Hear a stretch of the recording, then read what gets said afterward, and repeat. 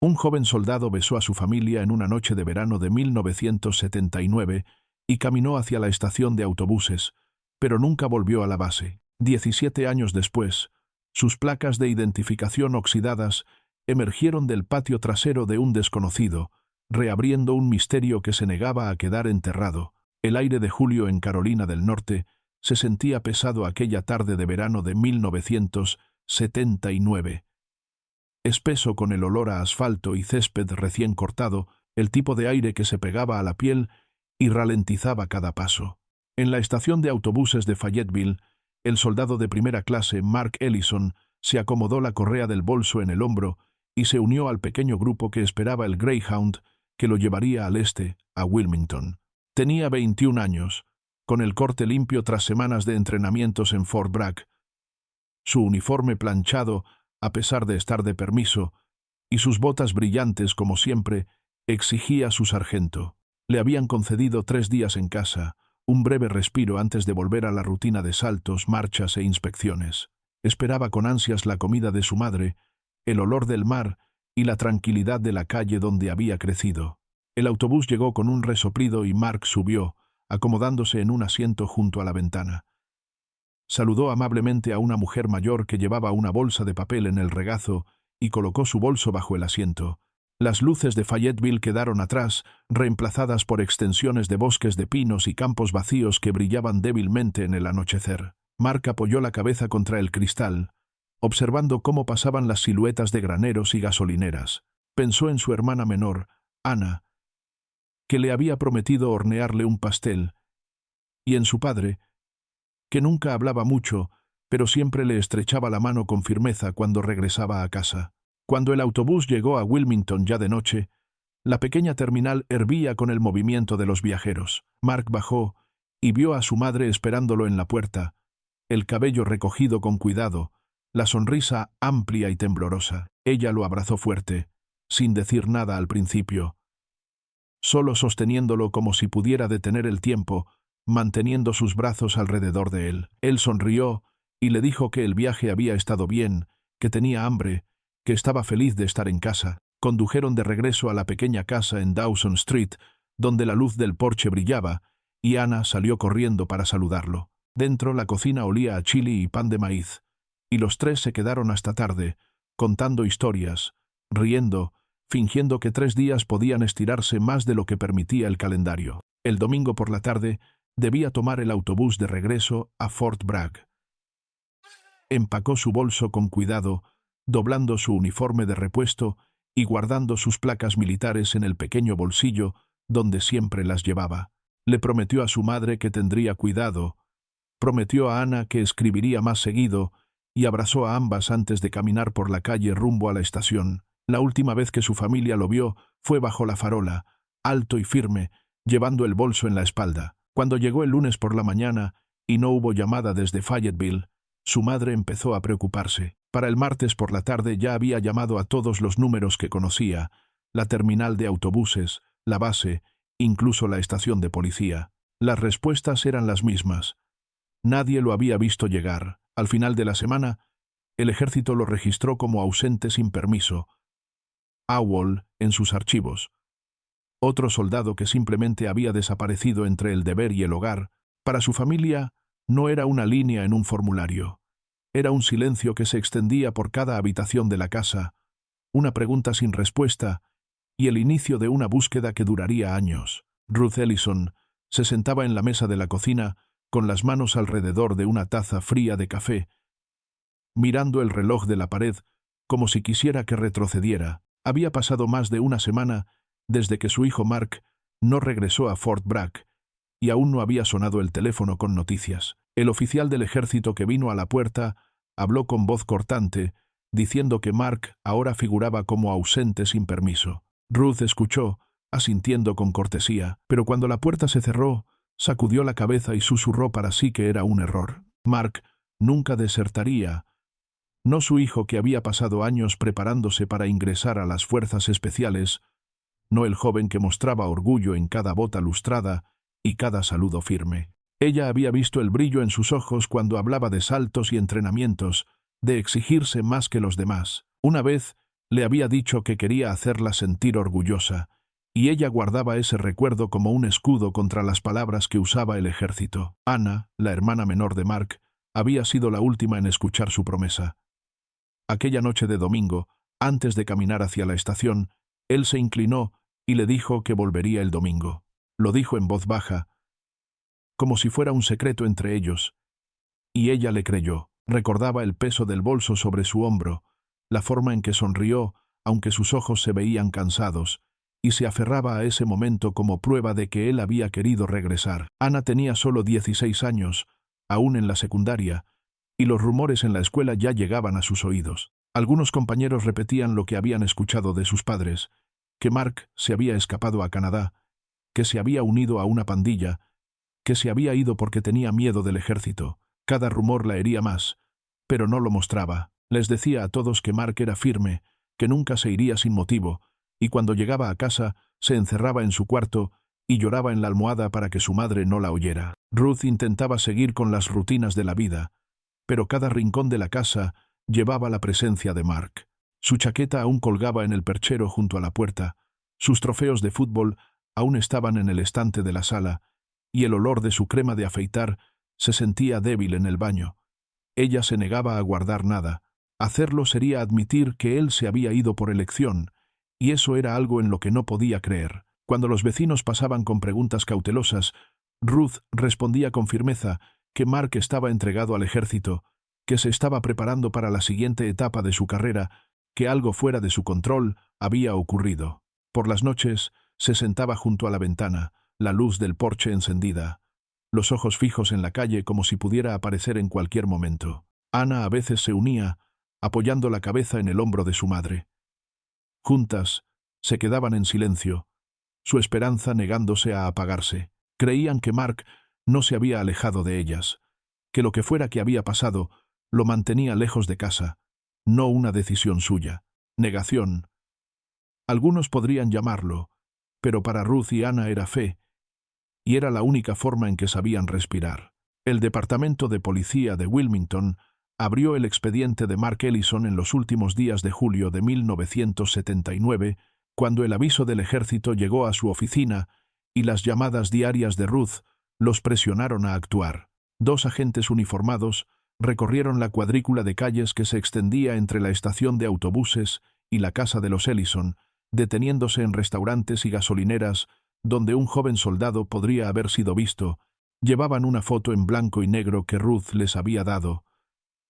Mark, con su uniforme de gala, la mandíbula firme, los ojos claros, el tipo de rostro que debía haberse grabado en la memoria, pero cada dependiente y cada cantinero negaron con la cabeza.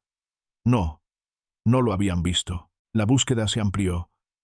Los detectives caminaron por los bares oscuros cerca del puerto, lugares donde los soldados de descanso solían reunirse. El olor a cerveza y humo era denso, y la rocola en la esquina nunca dejaba de sonar. Cada vez que mostraban la foto, los clientes se echaban hacia atrás, entornando los ojos, algunos diciendo que todos los soldados se parecían después de unas copas. Unos pocos creyeron recordarlo, pero los detalles nunca coincidían. Uno dijo que lo había visto el viernes, otro juró que fue el domingo, y nada encajaba. La pista parecía desvanecerse antes de empezar. La policía revisó moteles a lo largo de Market Street, de esos donde el neón parpadeaba y el recepcionista dormía detrás del vidrio. Revisaron los registros, buscando su nombre, algo parecido, pero ningún Ellison había firmado. Pidieron ver las habitaciones, caminaron por pasillos con pintura descascarada y olor a moho, pero no encontraron nada. Los moteles no dieron respuestas. Fue un patrullero, encargado de revisar teléfonos públicos, quien dio con la única pista real. En una cabina cerca de una vieja tienda de abarrotes, a solo 2 calles de la casa del tío de Mark, Harold, la puerta de vidrio colgaba torcida de sus bisagras. Dentro, encajado bajo el teléfono, estaba una billetera marrón y gastada. El oficial la abrió con cuidado, revisando los billetes arrugados y una licencia de conducir. El nombre era claro: Mark Ellison. Cuando los detectives llevaron la billetera a Ruth, sus manos temblaban tanto que apenas podía sostenerla. Presionó el cuero contra su pecho, susurrando su nombre, como si el objeto mismo llevara su latido. La policía preguntó si Mark tenía alguna razón para estar en esa esquina, si solía visitar a Harold. Ruth se puso rígida. Los dos no eran cercanos, dijo, no desde que los problemas de Harold con las cartas y las deudas habían tensado a la familia. Aún así, la cabina estaba cerca de su calle, y la coincidencia pesaba en la habitación. Los agentes interrogaron a Harold esa misma noche. Él se quedó en la puerta de su pequeña casa, con los ojos cansados, insistiendo en que no había visto a su sobrino en meses. Dijo que la billetera debió haber sido tirada por alguien más, o robada y dejada allí. Registraron su patio, su cobertizo, incluso sus basureros, pero no encontraron nada más. La billetera fue ingresada como evidencia, etiquetada y sellada, la única señal física de que Mark había estado en Wilmington después de bajar del autobús. Para la policía, era un hilo demasiado fino para seguir. Para Ruth, era la prueba de que su hijo no la había abandonado. Para Ana, era esperanza mezclada con miedo, porque si su billetera había quedado atrás, entonces algo había salido terriblemente mal. La primera búsqueda terminó con más preguntas que respuestas, y el silencio alrededor de Mark se hizo más pesado con cada día que pasaba. A finales de agosto, las llamadas a Fort Bragg traían siempre las mismas respuestas breves, cada vez más frías. Al principio, los oficiales de guardia le dijeron a Ruth que probablemente se había retrasado, que pronto aparecería, que los jóvenes soldados a veces cometían errores y perdían un autobús. Pero a medida que pasaban las semanas, su tono se endureció. Una mañana, cuando llamó a la oficina de personal, le dijeron sin rodeos que el soldado de primera clase Mark Ellison había sido catalogado como desertor. Su nombre había sido ingresado en el registro, su paga y beneficios suspendidos, su litera reasignada como si nunca hubiera existido. La palabra flotaba en el aire como una maldición. Si historias como esta te conmueven, no olvides suscribirte a nuestro canal, dejar un like y compartir en los comentarios desde dónde nos ves. Ruth se sentó en la mesa de la cocina con la carta en el regazo, leyendo las líneas una y otra vez hasta que el papel se volvió borroso. Sabía lo que significaba esa palabra. Significaba que su hijo había sido marcado como cobarde, un hombre que había dado la espalda a la bandera que había jurado servir. Significaba que sus años de entrenamiento y sacrificio se habían reducido a una sola acusación.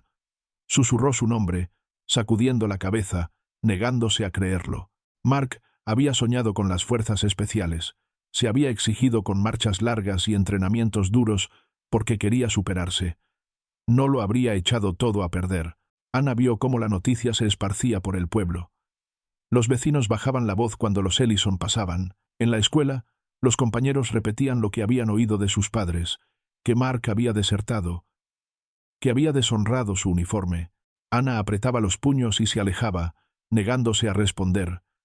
Pero las palabras se le pegaban como humo. Por las noches, se sentaba en su cuarto mirando la foto enmarcada de su hermano con el uniforme de gala, recordando lo orgulloso que se veía, y se repetía una y otra vez que el ejército estaba equivocado. El estigma pesaba sobre Ruth como una piedra. Siempre había estado orgullosa de decir que su hijo servía en Fort Bragg. Ahora, cuando iba a la tienda, sentía las miradas sobre ella, veía cómo los vecinos evitaban cruzar sus ojos. Escuchaba murmullos de que algunas familias criaban hijos que no podían soportar la disciplina, de que Mark debía haberse quebrado bajo la presión. Quería gritar que no lo conocían, que él era entregado, que algo terrible debía haber pasado. En cambio, mantenía la cabeza en alto, cargando su canasta por los pasillos, como si los chismes no pudieran alcanzarla. En la base, los comandantes siguieron adelante con rapidez. Cada semana llegaban nuevos reclutas, y la ausencia de un soldado apenas causaba un leve impacto. Para ellos, Mark era una línea tachada en una lista, un expediente guardado en un gabinete. Su litera fue ocupada en pocos días, sus pertenencias empacadas en una caja y enviadas a casa. El ejército no se detenía en misterios. Para ellos, un desertor se había ido y la misión continuaba. De vuelta en Wilmington, la familia vivía bajo la sombra de ese veredicto. La palabra desertor los seguía a todas partes, escrita en cartas oficiales, susurrada en voz baja en la iglesia, cargada en el silencio de amigos que ya no los visitaban tan seguido. Ruth mantenía la luz del porche encendida cada noche, esperando pasos que nunca llegaban. Ana se sentaba a su lado a veces, con la cabeza apoyada en el hombro de su madre, susurrando que Mark había prometido volver. Se aferraban a esa promesa mientras el ejército cerraba el libro, dejándolos con nada más que la punzada de la ausencia y el peso de una vergüenza que sabían no le pertenecía. En Fort Bragg, el nombre Ellison empezó a flotar por los barracones como humo, siempre dicho en susurros. Nunca directamente frente al sargento. Un soldado desaparece y la historia empieza a crecer, cada hombre agregando su propio detalle hasta que nadie sabe qué es cierto y qué es invención. Algunos decían que había cruzado la frontera norte hacia Canadá, que estaba cansado de la disciplina y quería escapar antes de que su contrato lo atara más al ejército. Otros murmuraban que lo habían atrapado moviendo contrabando en las líneas de autobuses, pequeños paquetes de pastillas o fajos de billetes que pasaban entre soldados y civiles. Unos pocos juraban haber escuchado que se había enredado con motociclistas que rondaban las afueras del pueblo, hombres con parches en sus chaquetas y cuchillos largos en los cinturones. Cada rumor era una sombra, y juntos formaban un muro de dudas alrededor de su nombre. Para los hombres que seguían entrenando, Ellison se convirtió en una advertencia. Decían que sus botas siempre estaban demasiado limpias, su saludo demasiado firme, que debía estar ocultando algo. En el comedor, un soldado se inclinó hacia otro y dijo que había visto a Ellison salir de los barracones en la noche, reuniéndose con alguien junto a la cerca. Para fin de semana esa historia se había repetido tanto que incluso hombres que nunca lo conocieron juraban que era un hecho. El ejército no perdía tiempo corrigiendo esos cuentos. Una vez que un soldado era marcado como desertor, la mancha permanecía. En Wilmington, las historias también llegaban a Ruth por los huecos de las conversaciones. Un primo llamó para decir que había escuchado que Mark andaba con malas compañías. Un vecino murmuró que alguien vio su nombre en un periódico del norte. Cada palabra caía como un golpe. Ruth se negaba a creerlo. Se mantenía firme en su cocina, diciendo a cualquiera que se atreviera a preguntar que su hijo era estable, que vivía para el ejército, que nunca se apartaría de su deber. Pero cuanto más lo defendía, más parecía que la gente dejaba de escucharla. Asentían con cortesía, pero sus ojos mostraban que ya habían elegido en qué creer. Ana también lo sentía en los pasillos de su secundaria. Los chicos con chaquetas de mezclilla se burlaban diciendo que su hermano se había unido a una pandilla. Las chicas susurraban que había metido a alguien en problemas y huyó antes de que lo atraparan los policías militares. Ella bajaba la cabeza, apretando los libros contra el pecho, y caminaba sin responder. En casa, cerraba su puerta y lloraba en silencio para que su madre no la oyera. Recordaba la última noche, la forma en que Mark le había prometido que volvería, y guardaba ese recuerdo como prueba contra las mentiras. Ruth escribió cartas a cualquiera que pudiera ayudar, congresistas, grupos de veteranos, incluso al capellán del ejército, insistiendo en que su hijo estaba siendo manchado por chismes. Las respuestas eran breves y formales, ofreciendo simpatía pero sin dar respuestas.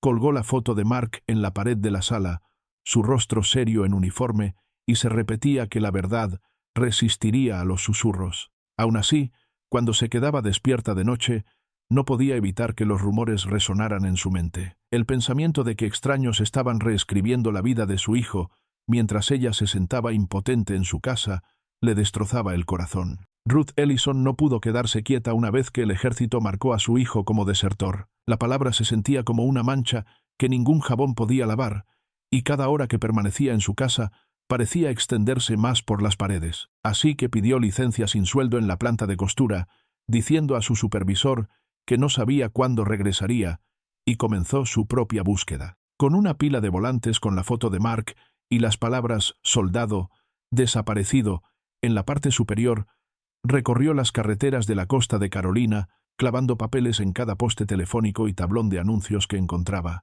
Comenzó en Wilmington, entrando en tiendas y bares donde el olor a humo y cerveza era denso, preguntando a desconocidos si habían visto a un joven con el corte de pelo prolijo y la mirada firme. La mayoría negaba rápido, ansiosos por apartarse de su dolor. Pero algunos se detenían, entornando los ojos como si la imagen despertara algún recuerdo lejano. Un cantinero dijo que creía haber visto a alguien parecido cerca del puerto a fines de julio, pero no podía asegurarlo. Otro juró haberlo visto caminando por Market Street con otros 2 soldados, aunque no supo precisar la fecha. Cada historia levantaba el corazón de Ruth por un instante, para después dejarlo más pesado cuando el rastro se desvanecía. Por la noche, volvía a casa, pegando más mapas en la pared de la cocina, marcando con un bolígrafo rojo los lugares que había buscado. Ana la miraba desde la puerta, temerosa de interrumpir, viendo el rostro de su madre endurecido en una determinación que parecía a la vez feroz y frágil. Ruth se levantaba antes del amanecer, llenaba un termo de café y salía de nuevo, con el bolso lleno de volantes, los ojos escaneando cada rostro en cada parada. En otoño se aventuró más allá de Carolina del Norte, siguiendo un rumor de que habían visto a Mark en una parada de camiones en Virginia. El viaje fue largo, las autopistas llenas de tráileres que rugían en oleadas. Pero no se dio la vuelta. Estacionó junto al restaurante iluminado, caminó entre el humo de aceite y cigarrillos y mostró la foto de su hijo a cada conductor encorvado sobre un plato de huevos. La mayoría solo negó con la cabeza. Algunos murmuraron que no tenían tiempo y unos pocos le dieron sonrisas de lástima. Esa noche volvió a su coche con nada más que el zumbido de llantas en sus oídos. La pila de volantes más delgada, su esperanza magullada pero aún viva. Las semanas se convirtieron en meses. Los ahorros de Ruth se redujeron, su casa se volvió más silenciosa, y aún así siguió adelante. Preguntó a recepcionistas de moteles, conductores de autobús, camareras, cualquiera que pudiera haberlo visto. Condujo por caminos de tierra hasta pueblos tan pequeños que apenas tenían semáforo, siempre con la misma foto en la mano, siempre haciendo la misma pregunta. Nadie le dio la respuesta que necesitaba. Cuando llegó el invierno, los bordes de los volantes se curvaron con la humedad y se descoloraron en el aire frío. Aún así los seguía pegando, como si papel y cinta pudieran mantener la presencia de su hijo en el mundo. Nada salió de eso. Pero Ruth se decía que en algún lugar alguien vería su rostro, recordaría su voz y la llamaría. Hasta entonces seguiría conduciendo, porque detenerse sería admitir que los rumores eran más fuertes que su fe. Anna Ellison se sentaba con las piernas cruzadas en el suelo de su habitación, la foto de su hermano apoyada contra la cómoda, el vidrio agrietado desde que se cayó semanas atrás. Trazaba la línea de su mandíbula con el dedo e intentaba recordar el sonido de su voz. Cuando los rumores se volvían insoportables y los ojos de su madre se cansaban demasiado de cargar la esperanza, Ana se aferraba a sus propios recuerdos. Momentos que seguían vivos, aunque los años intentaran desgastarlos. El que más repetía era una tarde de verano, mucho antes de que el ejército reclamara el tiempo y la fuerza de Mark. Tenía 8 años, las rodillas raspadas por demasiadas caídas, su bicicleta azul apoyada contra la baranda del porche con la cadena suelta. Esa semana le habían quitado las ruedas de apoyo. Y ya había declarado que nunca volvería a montar, que el suelo era demasiado duro y la calle demasiado ancha. Mark, de 12 entonces, salió de la casa con 2 sándwiches de mantequilla de maní, el cabello pegado a la frente por el calor. Le dio uno y se sentó a su lado en los escalones hasta que dejó de llorar. Le dijo que el miedo era solo un truco de la mente, que si miraba hacia adelante, en lugar de hacia abajo, encontraría el equilibrio. Ella sacudió la cabeza, terca y segura, pero él solo sonrió. Llevó la bicicleta a la calle y la sostuvo firme mientras ella subía. Su mano presionaba con fuerza el asiento, su voz calma y constante en su oído. «Pedalea, Ana. Solo pedalea. Yo te sostengo». Las ruedas tambaleaban, su respiración se agitaba, pero él corría a su lado, firme como un poste, sin soltar hasta que ella encontró el ritmo. Ella miró hacia atrás entonces, lista para gritar que no podía hacerlo, y vio que su mano ya no estaba en el asiento. Estaba unos pasos detrás, sonriendo ampliamente, gritando que estaba volando. Por un momento ella lo sintió así. Cuando se estrelló contra el césped al final de la cuadra, Mark estuvo allí antes de que pudiera llorar, levantándola, sacudiendo la tierra de sus codos. Le prometió que siempre estaría ahí, que nunca la dejaría caer demasiado. Ella le creyó con la certeza inquebrantable que solo un niño puede tener. Esa promesa la sostuvo a través de rodillas raspadas, exámenes fallidos y los años incómodos de la adolescencia. Era el ancla al que se ataba cada noche cuando pensaba en la palabra que usaba el ejército, desertor, una palabra que no podía encajar con el chico que una vez corrió a su lado bajo el sol de verano. Ahora cerraba los ojos e intentaba aferrarse al calor de ese día, al sonido de su risa, a la forma en que las llantas zumbaban contra el pavimento. El dolor de su ausencia se agudizaba con cada detalle, pero se negaba a dejar que el recuerdo se desvaneciera. Si podía mantener ese momento vivo, se decía, entonces alguna parte de él todavía estaba allí, todavía cumpliendo su promesa, todavía sosteniéndola firme, incluso si el resto del mundo creía que había soltado. Para la primavera de 1980, el expediente con el nombre de Mark Ellison ya acumulaba polvo en los cajones del Departamento de Policía de Wilmington. Los detectives habían seguido cada llamada que llegaba, desde supuestas apariciones en estaciones de autobuses hasta rumores de que lo habían visto haciendo autostop en carreteras rurales, pero nada se consolidaba. Cada pista terminaba igual, con un encogimiento de hombros y una nota escrita en el margen, sin poder confirmar. Tras meses persiguiendo sombras, el departamento decidió que no había más por hacer. El caso se cerró en silencio, marcado como inactivo, archivado junto a cientos de otros nombres que nunca hallaron resolución. Cuando Ruth escuchó esas palabras, casi se le doblaron las rodillas. Se sentó frente al escritorio del detective, con las manos entrelazadas, el corazón latiendo con incredulidad. Preguntó cómo podía desaparecer un joven soldado sin dejar rastro, cómo podía encontrarse una billetera a cuadras de la casa de su tío, y aún así significar nada, cómo podía toda una comunidad aceptar el silencio como la palabra final. El detective solo sacudió la cabeza, con voz plana, diciéndole que no tenían evidencia de un crimen, ningún rastro que seguir. Le ofreció una disculpa suave como si eso pudiera llenar el vacío. En casa Ruth se negó a dejar que el silencio se cerrara. Reunió cada recorte de periódico, cada volante que había pegado, cada carta que había escrito, y los ordenó en pilas prolijas sobre la mesa del comedor. Empezó a redactar nuevas cartas, esta vez dirigidas a senadores en Raleigh y Washington. Les decía que su hijo había sido marcado injustamente como desertor, que el ejército había cerrado su archivo sin hacer preguntas, que ella creía que algo terrible había pasado.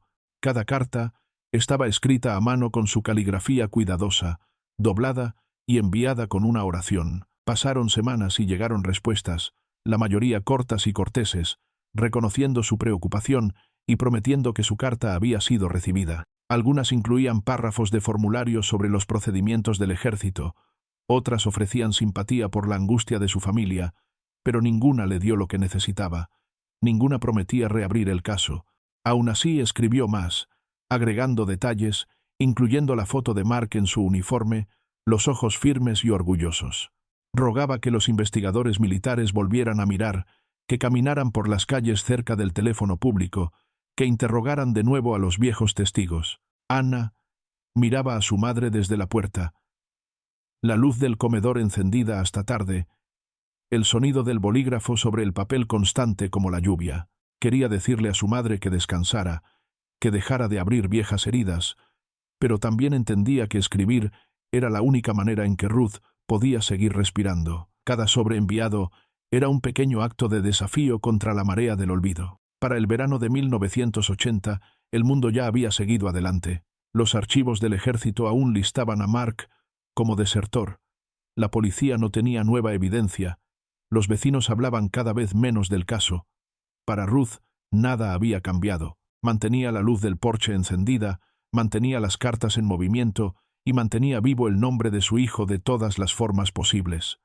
Aunque nadie respondiera, no permitiría que el silencio fuera la última palabra. Los años de la década de 1980 pasaron con un peso lento, cada uno sumando otra capa de polvo al expediente de Mark Ellison en los archivos de la policía, pero en la pequeña casa de Dawson Street, su presencia nunca se desvaneció.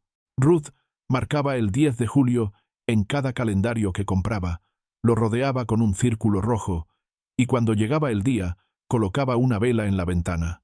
La encendía al anochecer y la dejaba arder hasta la mañana. La pequeña llama temblando contra el cristal, como un faro para un barco que nunca regresaba a puerto. Cada año se decía a sí misma que si Mark estaba allá afuera, si de alguna manera se había perdido o lo retenía el miedo, la luz podría guiarlo de regreso a ella. Anna, convertida ya en una joven, A menudo se paraba junto a su madre en esas noches, mirando el parpadeo de la llama y escuchando el zumbido de los insectos del verano en el patio. Los vecinos empezaron a murmurar que Ruth había perdido el sentido del tiempo. En las comidas de la iglesia sacudían la cabeza, diciendo que necesitaba seguir adelante, que casi una década había pasado y aún se aferraba a un muchacho que el ejército ya había borrado. Algunos evitaban pasar frente a la casa el 10 de julio, inquietos por la vela encendida en la ventana oscura, un recordatorio de un duelo que nunca se suavizaba. Ruth escuchaba los murmullos, y aunque le dolían seguía adelante, la barbilla erguida, el corazón firme en su negativa a soltar. Ana aprendió a vivir en la sombra de la ausencia de su hermano. Terminó la secundaria, trabajó a medio tiempo en la biblioteca y después tomó clases en el colegio comunitario, pero cada paso hacia adelante parecía arrastrado hacia atrás por la silla vacía en la mesa del comedor. Aún recordaba la promesa de Mark de que volvería el domingo por la noche, y cuando pasaba frente a la ventana el 10 de julio y veía la vela ardiendo, esa memoria se afilaba como vidrio. Sus amigas le decían con suavidad que debía ayudar a su madre a dejarlo ir, que aferrarse a la esperanza de un hombre desaparecido solo las dañaría a ambas. Ana asentía, pero nunca estaba de acuerdo. Ella también sentía que mientras la vela ardiera, su hermano no sería olvidado. La casa envejecía junto a ellas. La pintura se descascaraba en las barandas del porche. Las hierbas crecían entre las grietas de la entrada, y sin embargo por dentro todo permanecía cuidadosamente cuidado. La habitación de Mark se mantenía casi como había quedado, la cama hecha, los trofeos desempolvados, su chaqueta aún colgada en el armario. Ruth no permitía cambios, decía que tenía que estar esperando por él, tal como estaba, por si algún día cruzaba la puerta. Los años 80 trajeron nueva música, nuevos líderes, nuevas guerras en el extranjero, pero dentro del hogar, Ellison, el ritmo del dolor nunca cambió. Ruth iba al trabajo, cocinaba la cena, equilibraba las cuentas. Los vecinos podían creer que ella no sabía soltar, pero en su corazón creía que lo mantenía vivo, sosteniendo una línea contra el silencio que amenazaba con borrarlo. En la primavera de 1996, el tranquilo ritmo de un suburbio de Fayetteville se quebró con el sonido de una pala golpeando algo sólido. El vecindario era común, filas de casas de un piso con céspedes cuidados y buzones inclinados por los años. Un propietario llamado David Carter había decidido instalar una nueva cerca de madera en el borde trasero de su patio, un proyecto que parecía sencillo en una cálida mañana de sábado. Cavó un hoyo tras otro, la tierra húmeda por la lluvia reciente, el olor a arcilla elevándose con cada palada. Cuando la hoja de la pala chocó contra metal, pensó al principio que era una vieja tubería o una lata enterrada. Se arrodilló para apartar la tierra con la mano, la tierra fresca contra sus dedos, y sacó una pequeña cadena enredada en raíces. Al final de la cadena había 2 placas de identificación oxidadas. Sus bordes picados por el tiempo, las letras gastadas, pero aún legibles. Las limpió con el pulgar, quitando la mugre hasta que el nombre apareció claro en el acero.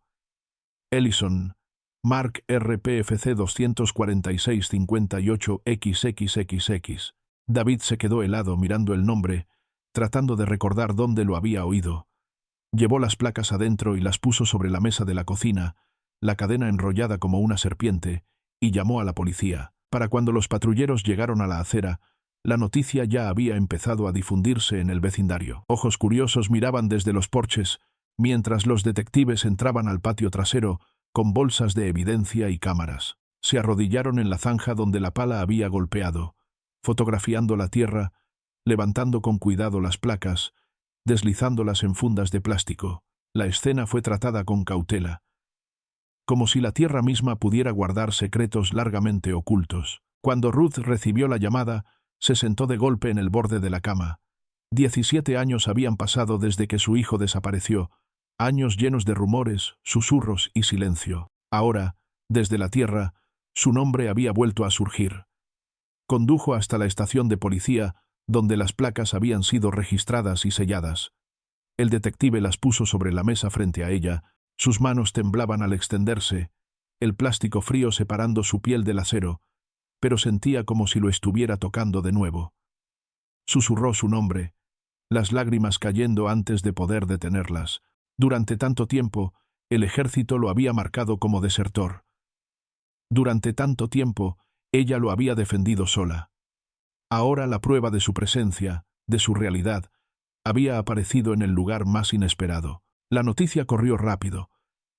Reporteros llenaron la tranquila calle, cámaras apuntando al patio donde un proyecto de cerca había descubierto un misterio.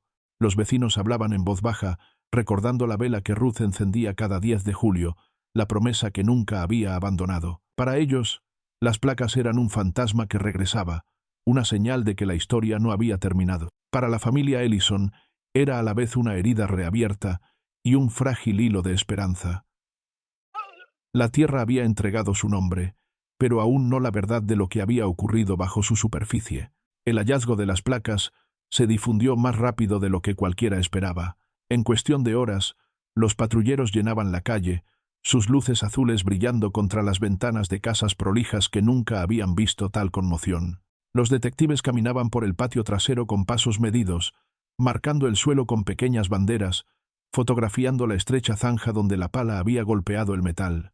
Los vecinos se reunían en grupos en los porches, murmurando mientras los hombres uniformados levantaban bolsas de evidencia y las cargaban en los autos. Lo que había comenzado como un simple proyecto de cerca se convirtió en una escena de investigación, y el nombre grabado en esas placas oxidadas tenía un peso que ninguno había imaginado. Los reporteros llegaron antes de que cayera el sol, furgonetas apretadas contra la acera, cámaras apuntando al patio mientras micrófonos se alzaban en las manos de jóvenes ansiosos. Tocaron puertas, preguntando si alguien recordaba el caso Ellison, si habían oído hablar del soldado que desapareció en 1979. Algunos se encogieron de hombros, demasiado jóvenes para conocer la historia, pero otros recordaban detalles vagos. La vela encendida en la ventana de Ruth Ellison cada julio, los rumores que habían recorrido el pueblo años atrás. Pronto el nombre volvió a los titulares, impreso en negritas. Encuentran placas de soldado 17 años después de su desaparición. La policía llamó a Ruth esa misma tarde. Ella se sentó en su pequeña sala, el televisor en silencio, el sonido de su propia respiración fuerte en sus oídos mientras el detective le explicaba lo que habían encontrado. Tenía 63 años, el cabello con mechones grises, las manos marcadas y fuertes por años de trabajo, y aún así, en ese momento, se sintió frágil como cristal. Condujo hasta la estación con Ana a su lado, el viaje en silencio, el peso de la esperanza y el miedo presionando en cada milla. En una sala pequeña un detective puso la bolsa de evidencia sobre la mesa. Dentro, las 2 placas descansaban en su cadena, las letras oscurecidas por el óxido, pero aún lo bastante claras para leerse. Ruth extendió la mano lentamente, los dedos rozando el plástico, los ojos fijos en el nombre que había pronunciado cada noche en oración. Ellison. Mark RPFC. Su cuerpo tembló, y antes de poder detenerse se desplomó en la silla, el rostro en sus manos, susurrando entre lágrimas. Él volvió a casa. Durante 17 años había luchado contra el silencio, había defendido su nombre de rumores de deserción, y ahora allí había estado aquí, lo bastante cerca como para que una pala lo encontrara. Ana sostuvo los hombros de su madre, sus propios ojos nublados de lágrimas. Recordaba la promesa que Mark había hecho, que volvería el domingo por la noche, y aunque las placas no lo trajeron de regreso de la forma en que había esperado, eran una parte de él, un fragmento devuelto desde las sombras. Afuera de la estación, los reporteros presionaban contra el vidrio, sus voces llenas de preguntas, pero Ruth no los escuchaba. Solo tenía la imagen de las placas en su mente, el peso de ellas como prueba de que la historia de su hijo no había terminado, de que después de años de ser llamado desertor, su nombre había salido a la superficie una vez más, exigiendo ser escuchado.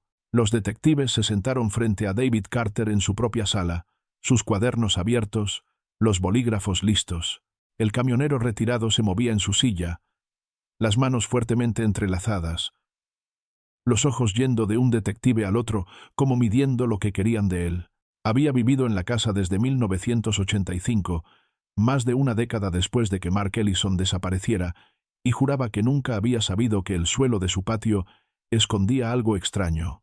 Dijo que había criado a 2 hijos en esa casa, que había cortado ese césped cientos de veces, que había hecho barbacoas con vecinos y jugado a la pelota con su hijo junto a la cerca. Si algo había estado enterrado bajo la tierra todo ese tiempo, jamás lo sospechó. Los detectives le pidieron que relatara de nuevo la mañana, cómo había salido con la pala y la cuerda de medir, cómo la hoja había chocado contra el metal y cómo había desenterrado la cadena. La historia de David no cambió. Había pensado que era basura, tal vez una lata o una herramienta perdida, hasta que el brillo opaco de las placas apareció entre la arcilla, las llevó adentro, las enjuagó bajo el grifo de la cocina, y entonces el nombre saltó a la vista. Ni siquiera había terminado su café cuando ya estaba al teléfono con la policía. Su voz se elevó mientras repetía ese punto. Él mismo los había llamado. No tenía nada que ocultar. Los detectives presionaron más, preguntándole si alguna vez había notado alteraciones en el suelo, si había cavado antes en esa parte del patio, si alguien más tenía acceso. David se frotó la nuca pensando, y al final dijo que el terreno siempre había estado nivelado, que el césped había crecido parejo y que nunca había cavado más allá de las raíces de sus rosales. La zanja que empezó ese día fue la primera vez que rompió la tierra en esa línea, y el hoyo se veía intacto hasta que su pala golpeó. Insistió de nuevo en que nunca supo que había algo allí. También se interrogó a los vecinos, algunos recordando barbacoas, otros las fiestas de cumpleaños de los niños en ese mismo patio. Ninguno recordaba que David hubiera cavado ni ninguna actividad sospechosa. Una mujer dijo que había vivido al lado desde que la casa fue construida a fines de los 70 y que la propiedad había pasado por 2 dueños antes de que David la comprara. Lo que se hubiera enterrado allí pudo haber sido puesto mucho antes de que su familia llegara. Aún así, la sospecha flotaba en el aire. Los detectives sabían que la gente mentía, y la presencia de placas no aparecía por accidente. Fotografiaron cada rincón de la propiedad, usaron varillas para probar la tierra en busca de otros objetos metálicos y trajeron perros para recorrer la línea de la cerca. No se encontró nada más. La tierra solo entregó las placas y las raíces que habían crecido a su alrededor durante años de silencio.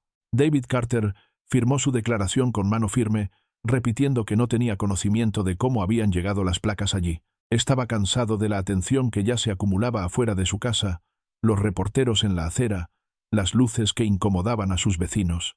Dijo que ojalá nunca hubiera tomado la pala esa mañana. Los detectives anotaron sus palabras, cerraron sus cuadernos y salieron de la casa, llevándose más preguntas que respuestas. El dueño del patio solo les ofreció negación, y aunque pudo haber sido la verdad, no explicaba cómo el nombre de un soldado desaparecido había surgido de su tierra después de 17 años. La mañana después de recuperar las placas, furgones sin distintivos entraron en el vecindario y se estacionaron a lo largo de la tranquila calle.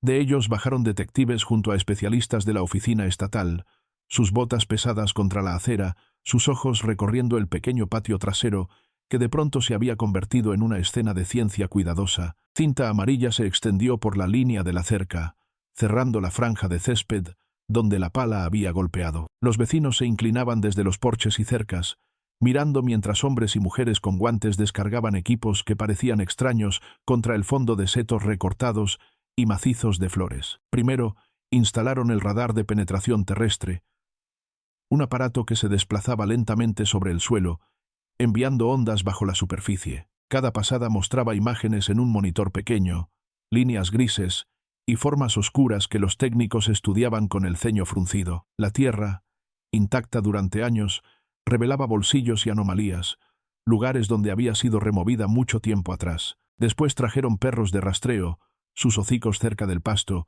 los entrenadores guiándolos en círculos cerrados. En un punto cercano a la cerca, un perro se sentó de golpe, su cuerpo rígido, señalando que había detectado algo en el suelo. El entrenador marcó la tierra con una bandera brillante. A media tarde el tranquilo patio se había transformado en un sitio de excavación.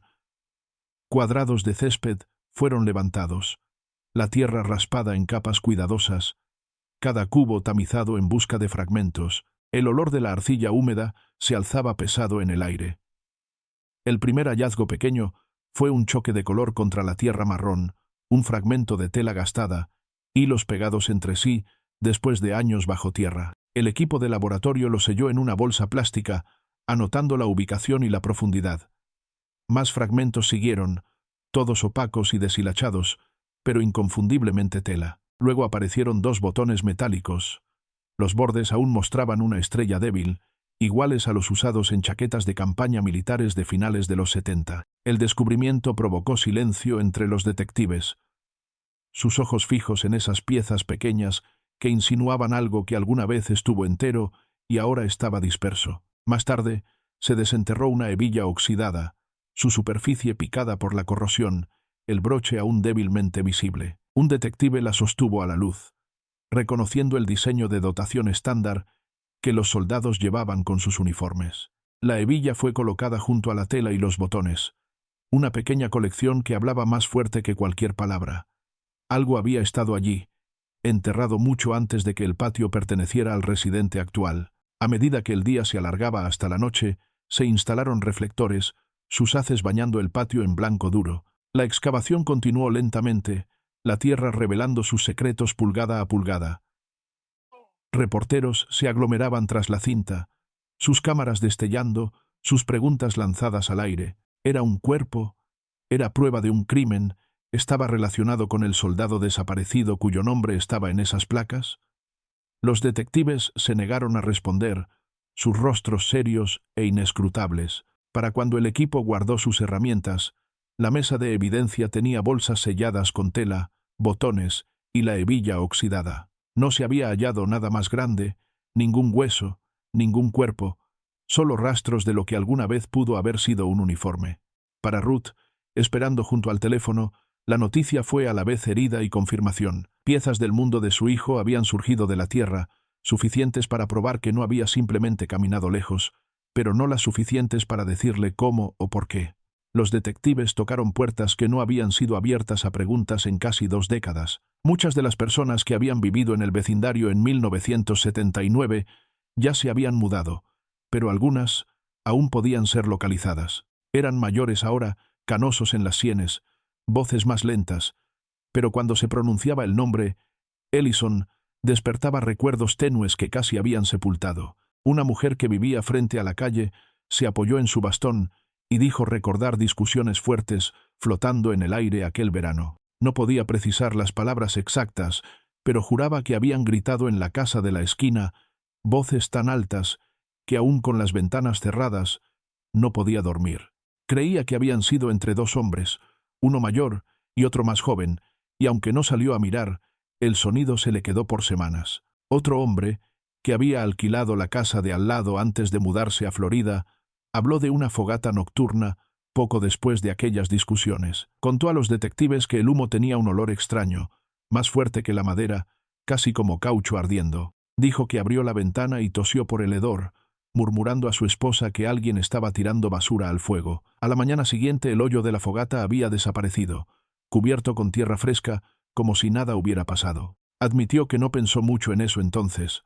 Lo atribuyó a vecinos descuidados, pero ahora, de pie en su puerta con los detectives tomando notas, se veía inquieto con el recuerdo. Un tercer vecino juró haber visto al propio Mark en aquel porche días antes de que se reportara la desaparición. Describió a un joven uniformado, sentado con una botella en la mano, hablando con un pariente mayor cuyo nombre no podía recordar.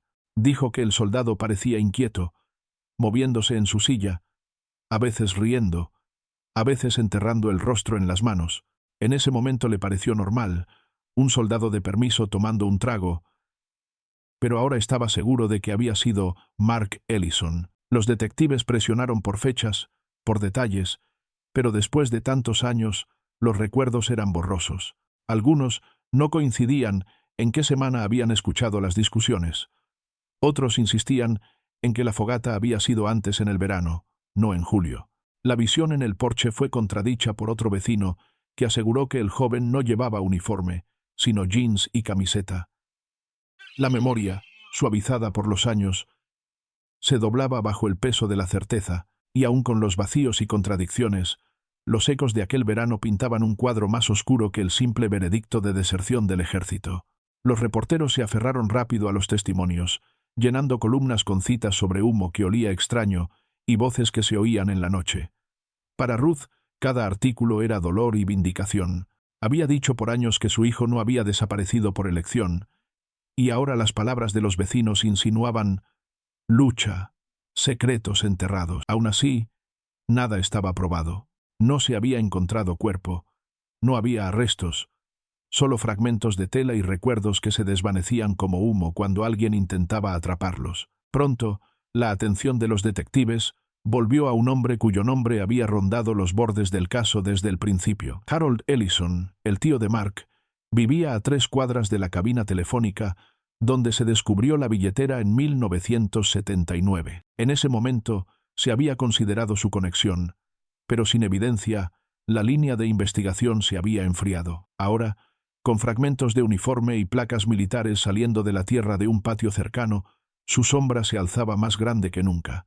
Harold siempre tuvo una reputación que chocaba con la del resto de la familia Ellison. Mientras Ruth criaba a sus hijos con disciplina y fe tranquila, Harold pasaba las noches en billares y cuartos llenos de humo, donde se repartían cartas y el dinero cambiaba de manos rápido. Los vecinos lo recordaban como un hombre que reía demasiado alto, con la botella llena y fruncía demasiado el ceño cuando estaba vacía. Se sabía que debía dinero más seguido de lo que lo tenía, y los hombres que llamaban a su puerta no eran del tipo que ofrecían recordatorios amables. Corrían rumores de que se juntaba con motociclistas que usaban Wilmington como parada, que había estrechado manos con traficantes que escondían cuchillos en sus botas, que era el tipo de hombre que podía ser encantador en la cena y peligroso una hora después, cuando se apagaban las luces. Cuando Mark desapareció, la policía interrogó a Harold, y él se paró en su puerta con ojos cansados, afirmando que no había visto a su sobrino en meses. Registraron su patio, su cobertizo, hasta sus botes de basura, y nada lo vinculó con la desaparición. Sin más, la sospecha se desvaneció, aunque Ruth siempre sintió un malestar silencioso hacia él. Ahora que el caso se había reabierto, los detectives revisaron su historial. Sacaron viejos reportes de arrestos por conducta desordenada, agresiones menores, cargos de apuestas que fueron desestimados. Ninguno pesaba mucho en papel, pero juntos dibujaban la imagen de un hombre que vivía al borde del problema. La dificultad era que Harold ya no estaba vivo para responder preguntas. Había muerto en 1991, de un infarto en un motel cerca de Raleigh. Nadie reclamó su cuerpo por días hasta que un primo lo identificó, y fue enterrado sin ceremonia.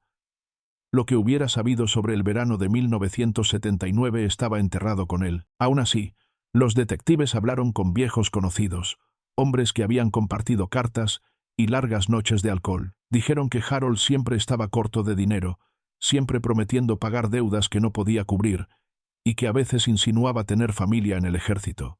Uno recordó que presumía de poder conseguir cosas a través de su sobrino, aunque nadie sabía si era cierto o solo palabras sueltas. Para Ruth, escuchar de nuevo el nombre de Harold reavivó viejos temores. Nunca había confiado en su sonrisa, nunca le gustó cómo se inclinaba demasiado cerca al hablar. Ahora se preguntaba si su hijo había sido arrastrado a los problemas de su tío, si esa sombra lo había devorado. El pensamiento la mantenía despierta por las noches, mirando el techo, susurrando el nombre de Mark.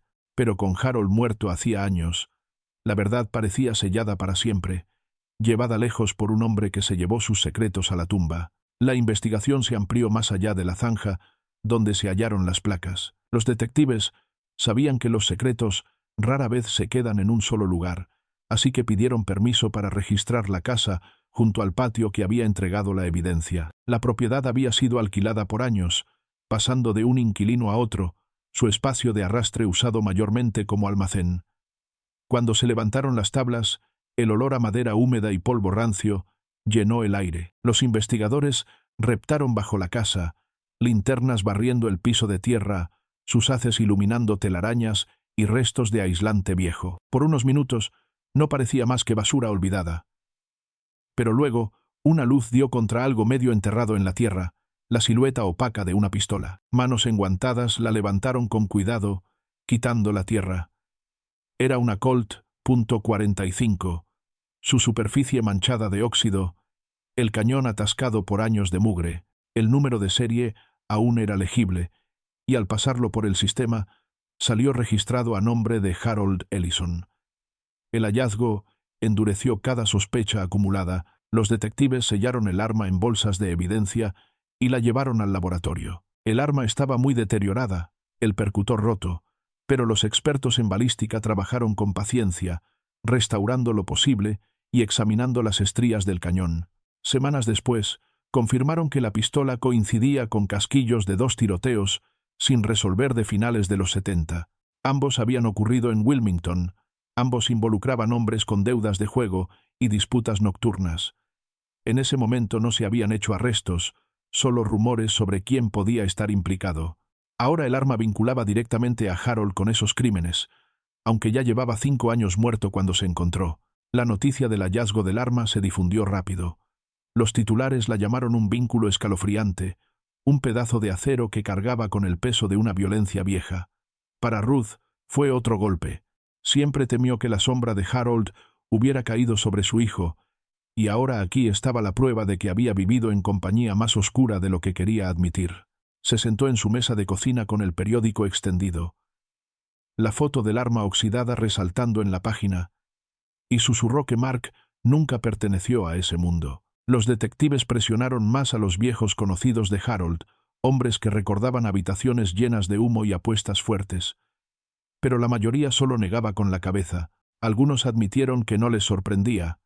Otros dijeron que lo sospechaban hacía años, pero ninguno pudo dar respuestas sobre Mark. La pistola rota vinculaba a Harold con sangre, pero no decía si el soldado desaparecido había sido una de sus víctimas o solo daño colateral atrapado en una vida que nunca eligió. El espacio de arrastre fue sellado de nuevo después del registro, pero la memoria de lo que había sido sacado de la tierra permaneció. Era como si el suelo estuviera rindiendo secretos poco a poco, cada objeto emergiendo tras años de silencio. Una Colt oxidada, un par de placas, fragmentos de tela, cada pieza apretando más el misterio. Para los detectives era evidencia, para Ruth era tormento, y para la comunidad era un recordatorio de que el pasado no había terminado de hablar. El hallazgo de las placas y la pistola oxidada no unió a la familia Ellison. Al contrario, la resquebrajó, exponiendo viejas heridas que nunca habían sanado del todo.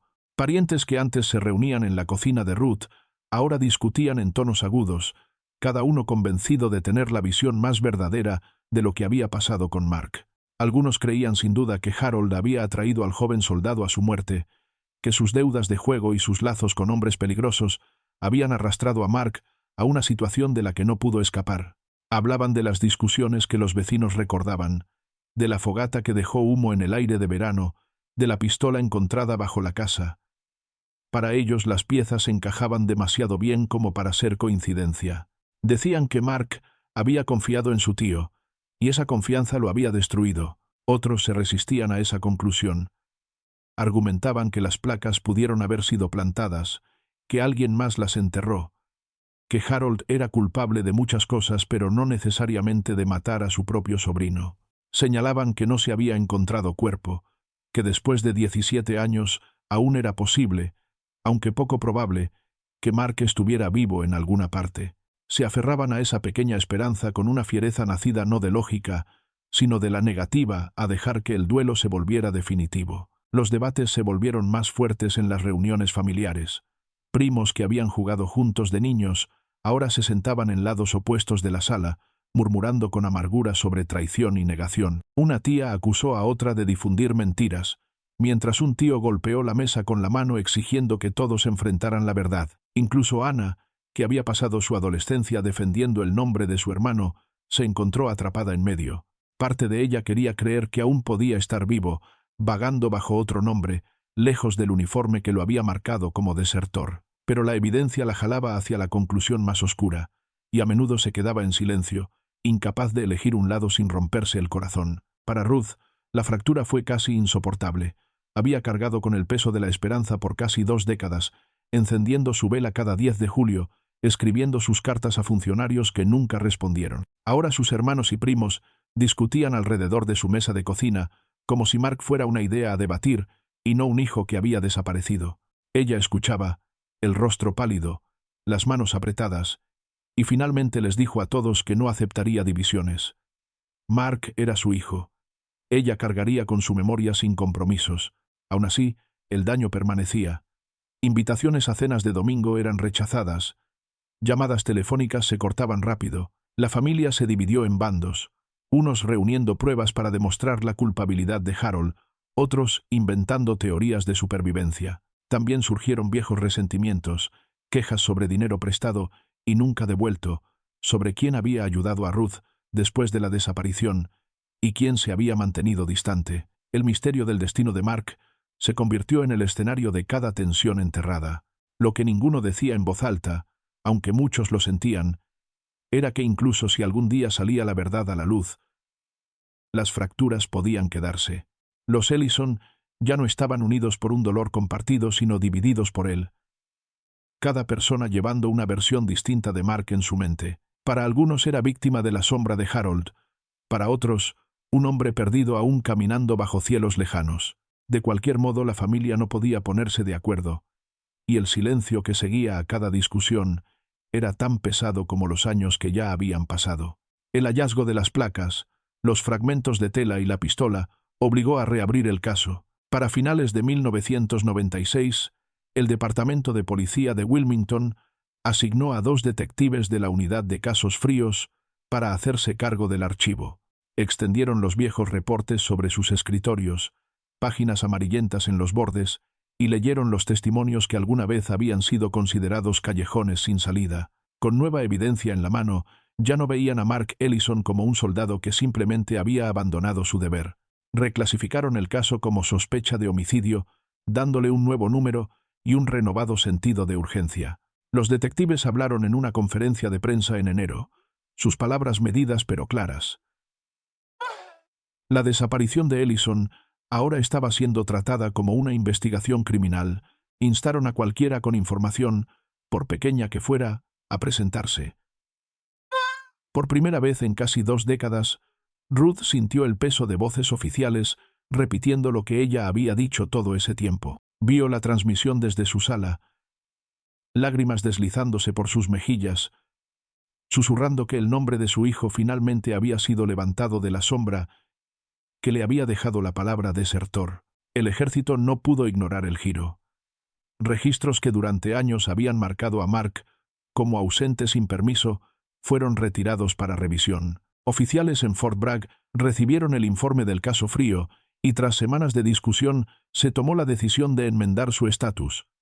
La palabra desertor fue borrada, reemplazada por desaparecido. Era un cambio pequeño en papel, unos trazos de pluma, pero para Ruth fue como ver borrada una mancha del nombre de su hijo. Llevaba la carta del ejército en su bolso, desplegándola seguido, leyendo las líneas hasta sabérselas de memoria. También se planteó la posibilidad de un estatus póstumo. Funcionarios del ejército admitieron que la evidencia ahora sugería que Mark probablemente había sido víctima de un crimen, aunque sin un cuerpo no podían declararlo muerto en combate ni muerto por causa confirmada. La Junta de Revisión programó audiencias para decidir si sería honrado como un soldado desaparecido en lugar de un desertor. Grupos de veteranos comenzaron a mencionar su caso en boletines, mostrándolo como ejemplo de cómo la burocracia a veces enterraba la verdad. No todos estuvieron de acuerdo con el cambio. Algunos excomandantes argumentaron que el ejército no podía hacer excepciones sin pruebas, que demasiados soldados habían desaparecido en el pasado y el registro debía mantenerse consistente. Otros respondieron diciendo que era una corrección largamente esperada, que ninguna familia debía cargar con la marca de deserción cuando la evidencia sugería lo contrario. El debate circulaba tanto en círculos militares como en comedores de pueblos pequeños, cada voz cargando con su propia certeza. Para Ruth y Anna no se trataba de política ni de procedimiento, se trataba de dignidad. Estaban juntas frente al pequeño muro conmemorativo en Wilmington, donde se honraba a veteranos locales, sus ojos recorriendo nombres grabados en piedra. El de Mark aún no estaba allí, pero Ruth susurró que un día lo estaría, y cuando lo estuviera, nadie volvería a llamarlo cobarde. El caso estaba abierto otra vez.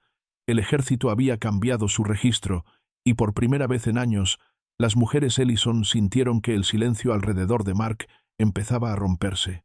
La conferencia de prensa se realizó en un edificio municipal sencillo, del tipo con paredes beige y luces fluorescentes zumbando. Pero para Ruth Ellison se sintió tan pesado como una sala de juicios. Reporteros llenaban las sillas, bolígrafos listos, cámaras en equilibrio sobre sus hombros, el aire zumbando con murmullos bajos de expectación. Un podio se alzaba al frente, un micrófono inclinado, y junto a él, una mesa pequeña con carpetas de la unidad de casos fríos. Cuando guiaron a Ruth al frente, sus pasos fueron lentos pero firmes, su rostro pálido pero resuelto. Había esperado 17 años para que el nombre de su hijo fuera pronunciado de esa manera, y cargaba con el peso de cada vela encendida, cada carta escrita, cada noche mirando la calle vacía. Se aferró a los bordes del podio, sus manos temblando, y por un momento solo miró a la multitud, los destellos de las cámaras reflejándose en sus gafas. Entonces su voz llegó, baja al principio, casi tragada por la sala, pero cada palabra se afiló mientras avanzaba. «Llamaron a mi hijo desertor», dijo. El ejército lo marcó con una palabra que nos siguió como sombra. Viví con ella en cada pasillo de supermercado, en cada banca de iglesia, en cada conversación susurrada. Pero ahora desentierran su nombre en un patio y me dicen que fragmentos de su uniforme yacen bajo la tierra. Quiero que se rectifique el registro. Las palabras quedaron suspendidas en el aire como una campana sonando. Los reporteros dejaron de escribir, inclinando la cabeza, la sala inusualmente silenciosa. La voz de Ruth se quebró, pero no titubeó. Habló de la devoción de Mark, de sus sueños de ingresar a fuerzas especiales, de las noches en que lustraba sus botas hasta que brillaban. Les contó cómo había prometido volver el domingo por la noche, cómo ella lo había visto desaparecer calle abajo con su bolso al hombro, y cómo los años siguientes habían estado llenos de silencio en lugar de pasos. Admitió su enojo hacia el ejército, hacia la policía, hacia los vecinos que habían creído lo peor. Sin embargo, bajo todo eso habló de un dolor de madre que nunca se apagó, de un amor que se negó a dejar que el nombre de un joven fuera definido por rumores. Ana estaba sentada en la primera fila, los ojos brillantes, las manos fuertemente entrelazadas en su regazo. Sintió orgullo y tristeza mezclarse al ver a su madre erguirse más que nunca. Los detectives detrás de la mesa se movieron, sus rostros solemnes, sabiendo que la fuerza de sus palabras resonaría más allá de ese edificio pequeño. Cuando Ruth terminó, la sala permaneció en silencio por un largo momento. Después estallaron preguntas, gritadas unas sobre otras. Pero Ruth ya había retrocedido, los hombros temblando de agotamiento. Había dicho lo que necesitaba decir. El resto pertenecía a quienes llevarían sus palabras a titulares y noticieros. Para ella no se trataba de las cámaras, se trataba de Mark. Susurró su nombre al salir de la sala, y por primera vez en años sintió que la vergüenza aflojaba su agarre. El registro de su hijo aún no estaba completamente limpio, pero el mundo había escuchado su voz, y el silencio ya no definía su historia. Para la primavera de 1997, el ejército finalmente se movió a cerrar el capítulo que había quedado abierto por casi 2 décadas. Tras meses de revisión, audiencias y el empuje constante de los detectives de casos fríos, el registro de Mark Ellison fue enmendado. La palabra desertor, estampada en su expediente por 17 años, fue borrada. En su lugar quedó una frase pesada e incompleta: muerto, circunstancias indeterminadas. Era lo más cercano que el ejército podía llegar a admitir que Mark no había abandonado su deber, que algo más oscuro lo había reclamado, aunque la verdad exacta nunca sería escrita en tinta. Para Ruth no era justicia, pero sí vindicación. El honor de su hijo había sido devuelto, aunque el precio fuera reconocer que su vida había terminado sin claridad. Ese verano se realizó una pequeña ceremonia en Fort Bragg. Soldados con uniformes impecables se reunieron mientras una nueva placa era develada en el muro conmemorativo, el sol golpeando la superficie pulida hasta que las letras grabadas brillaron. El nombre de Mark estaba allí ahora, alineado junto a docenas de otros que habían perdido la vida en servicio. Ruth permaneció cerca, su mano contra la piedra fría, su reflejo apenas visible en la superficie. Anna estaba junto a ella, en silencio, la garganta apretada, sabiendo que sus años de espera las habían llevado hasta allí, a un nombre grabado en permanencia. El sonido de trompeta se extendió por la base, triste y claro, y Ruth cerró los ojos mientras las lágrimas caían por su rostro. De regreso en Wilmington, se preparó para el 10 de julio como siempre. Durante 17 años había encendido una vela en la ventana, un faro de esperanza de que un día su hijo volviera a cruzar la puerta. Ese año, con el registro cambiado y su nombre grabado, encendió la vela por una razón diferente. Ya no era una luz llamándolo a casa, era una llama de recuerdo, firme y tranquila, un símbolo de que él había vivido y había sido amado. La dejó arder toda la noche, y por la mañana la apagó suavemente, susurrando que sería la última vez. Las placas de identificación que habían sacado su nombre a la luz permanecieron guardadas en una sala de evidencias, su cadena aún enredada, su superficie aún marcada por el óxido. Eran objetos mudos que cargaban con una historia que nadie podía terminar. Los detectives las mantuvieron selladas, recordatorio de que algunos casos nunca revelan cada secreto. Para la familia Ellison, eran prueba y tormento. Un rastro de un soldado que desapareció en una noche de verano de 1979, cuyos últimos pasos nunca fueron completamente reconstruidos. Ruth se volvió más callada en los años que siguieron. Ya no escribía cartas a senadores ni discutía con vecinos sobre el carácter de Mark. La lucha había terminado. La verdad nunca sería completa, pero el honor de su hijo ya no estaba manchado. Cuando miraba la placa en Fort Bragg o el humo de la vela elevándose en el aire de julio, cargaba con dolor y con paz. La historia de Mark Ellison se había convertido en parte de la historia, inconclusa pero perdurable, un legado grabado no solo en piedra, sino en el corazón de una madre que nunca dejó de pronunciar su nombre.